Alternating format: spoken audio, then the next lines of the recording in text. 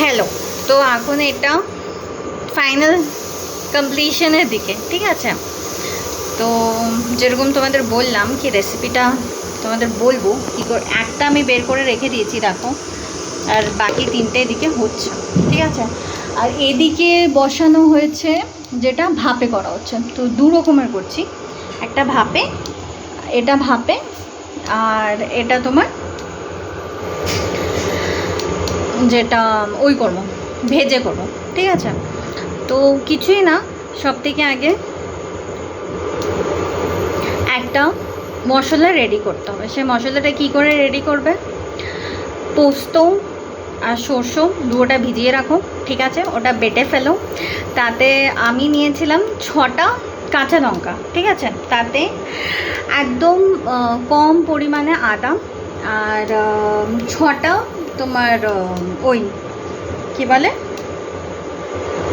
গার্লিকের cloves, ঠিক আছে, ছোট ছোট, সেটা মিক্স করে নাও। তারপরে ওটা আমি নিয়েছিলাম 2 চামচের মতন দই, আর গোটা একটা গন্ধরাজ লেবুর রস, ঠিক আছে? আর আমি করেছিলাম যে তোমার লেবুটা হয় ওটা একটু গ্রেট করে নিয়েছিলাম, কি লেবুর স্কিনটাও আসুক, ঠিক আছে? এটা তোমার যে মেইন মশলাটা।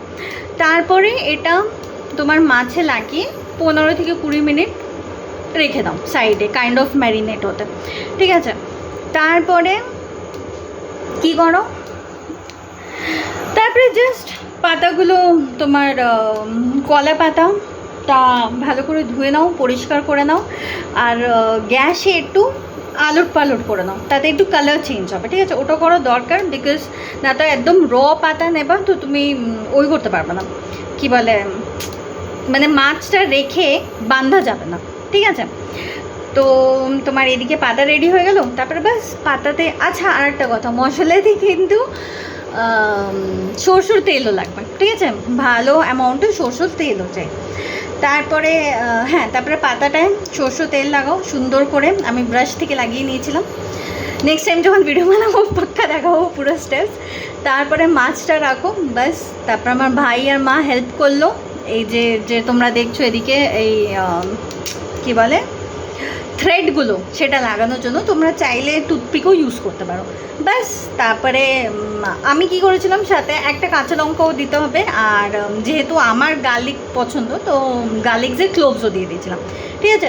ব্যাস, তারপরে সেরকমভাবে এদিকে ভেজে নাও। আচ্ছা হ্যাঁ, আর একটা জিনিস, গন্ধরাজ লেবুর পাতা সেটাও আমি একটু ক্রাশ করে, তাকে ওর গন্ধটা আরও ভালোভাবে আসুক, সেটাও তোমাদের যখন কলা পাতাটা ওই করছিলাম, মানে অ্যাসেম্বল করবো যখন মাছটা ওটার ভিতরে, তখন ওটাও ঢেলেছিলাম, ঠিক আছে? এখন দেখি হওয়ার পরে কীরকম হয়, যা হয়, বাট আপাতত ভালোই লাগছে দেখে, ঠিক আছে? থ্যাংক ইউ, গুড নাইট, সবাই ভালো থাকো। আর এদিকে এটা স্টিমে করা হয়েছে, তো এটা কিছুই না, এটার ভিতরে কাইন্ড অফ একটা সেট আপ বানিয়ে আমার মা করে দিয়েছে, তো এটা স্টিমে তৈরি হচ্ছে, ঠিক আছে? চলো, ওকে, চলো, টাটা।